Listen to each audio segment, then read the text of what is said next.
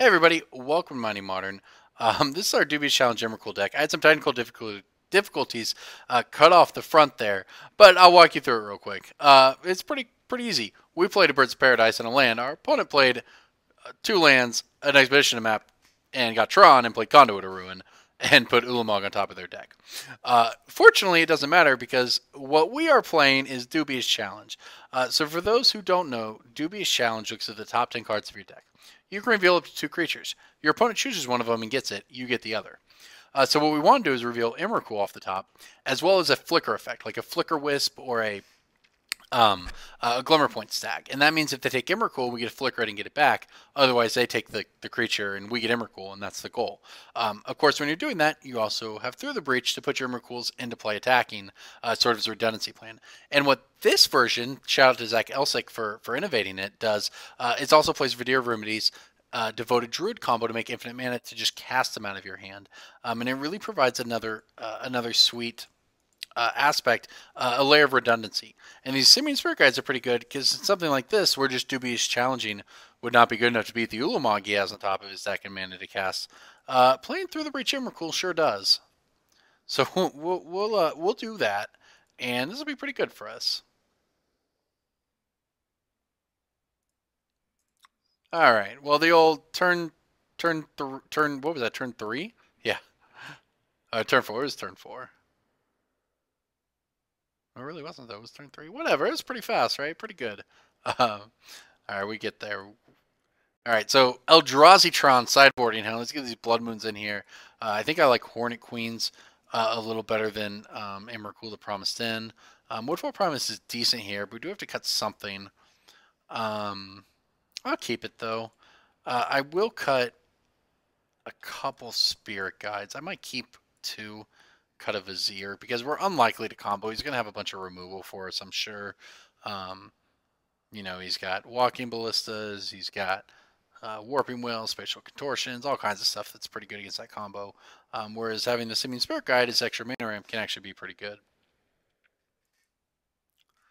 This hand I think is actually a mulligan. These are all like just fair cards, and we don't want fair cards in this matchup. Sure, this is better. That's a good one. I'll keep it. So yeah, despite having, lands and spells in that hand, it actually wasn't a very good hand.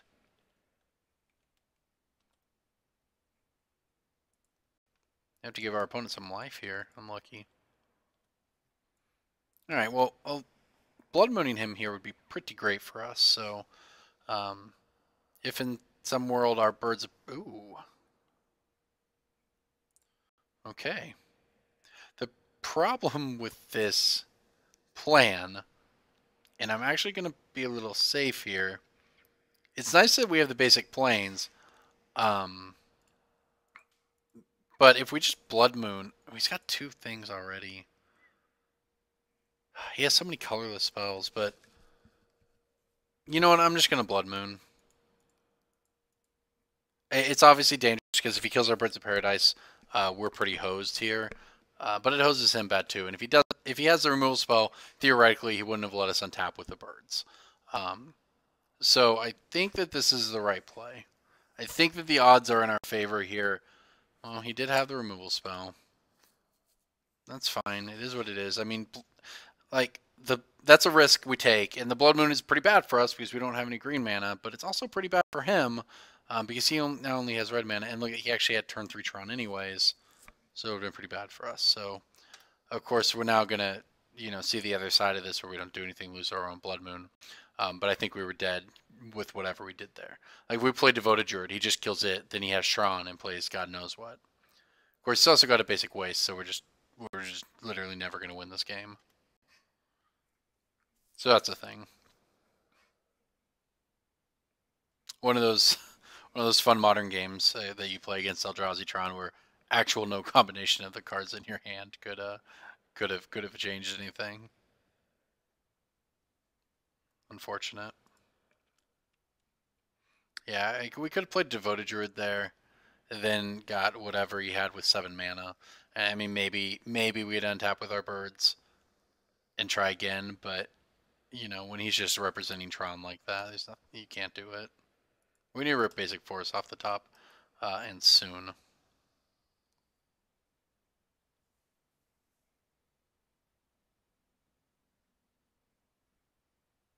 I think we're pretty dead, though. He can play Smasher here and get us.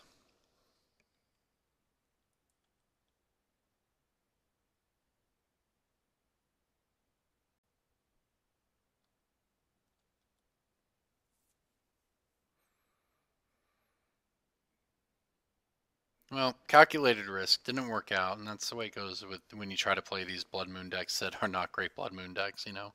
But I honestly don't think it would. I don't think that letting him have turn 3 Tron would have helped us either. So, okay, well that is what it is. Let's try again. I mean, he's just got the one basic waste, probably. Maybe he has two or whatever. But our deck's good against him. None of those cards we drew, by the way, were actually going to win the game. We didn't have anything to even. There was just nothing we could do there. Even if he somehow wasn't going to kill us with all that mana, we weren't going to go anywhere. So the Blood Moon was the right play. It was a risky play, but the right play.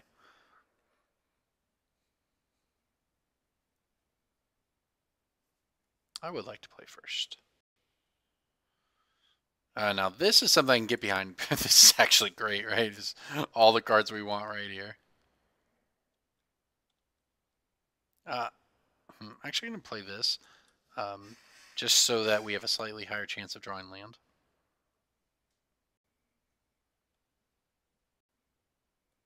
Relic. Okay, I don't care about Relic. Blood Moon, huh? We're close to casting close to Blood Moon actually being good for us this time around. We can fetch red, but we wouldn't have green. Okay, so if he doesn't have the removal spell, though, we have infinite on turn 3, so that's a thing. So we put the onus on him to have the removal spell right now or be dead.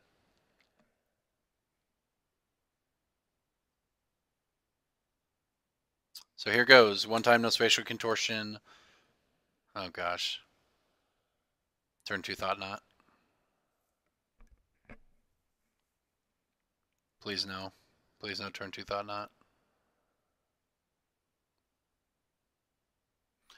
Although, is he dead if he Thought Knots us?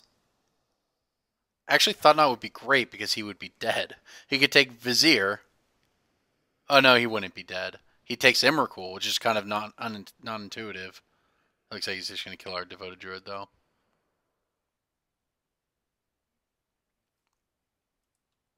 He's not, actually. Okay. So he is dead, because we just make 5 mana and through the breach him. Yeah. I don't think there's any way to make this actually work, right? Because we play the Vizier, tap for this. I don't actually know if this stops it or not. So play Vizier, tap for mana. Put the untap on the stack. He goes to ping it. And can we just pay to untap it then? So I think we just have lethal regardless. Or we just have infinite regardless. It's going to be real sad if I'm wrong here. But I think this just works. I don't think he ever has an opportunity to prevent it because we just hold priority. Or we just respond to it by untapping it anyways. And there's just an untap thing on the stack. And he can't respond to the mana ability. Yeah, this doesn't actually work. I'm a judge, so hopefully I understand the rules right, but I don't think this works.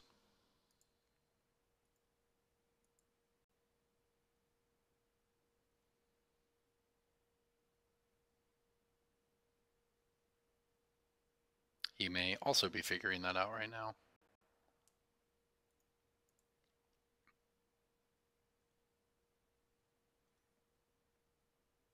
Yeah, I mean, I guess if he didn't have the removal, his only out was hoping that we didn't know about it.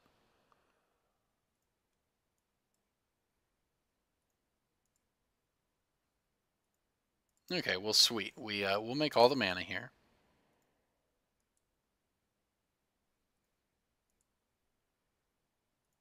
And then we will cast Hornet Queen. And then we will cast Emrakul. Then we will cast Blood Moon. I'm going to have to click a bunch, though, so there is that.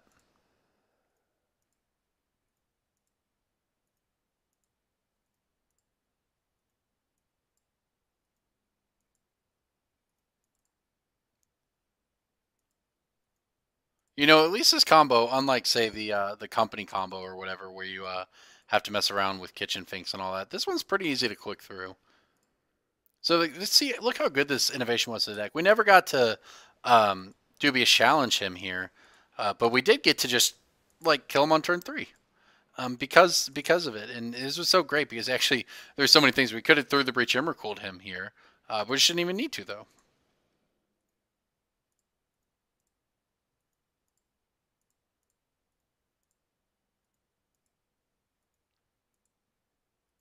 Right, do we have enough mana yet? How much do I need here? Like 24, 25, 27 is probably enough. Okay, so we will let him have the Walking Ballista. Sure, no, we get the untap. Okay, so we will cast Hornet Queen. Get all these duders. We will get a Stomping Ground. Cast this Blood Moon. And now we will cast a Emrakul. Alright, well that was pretty sweet. The old the turn 3 combo. I like it. Alright. We got there.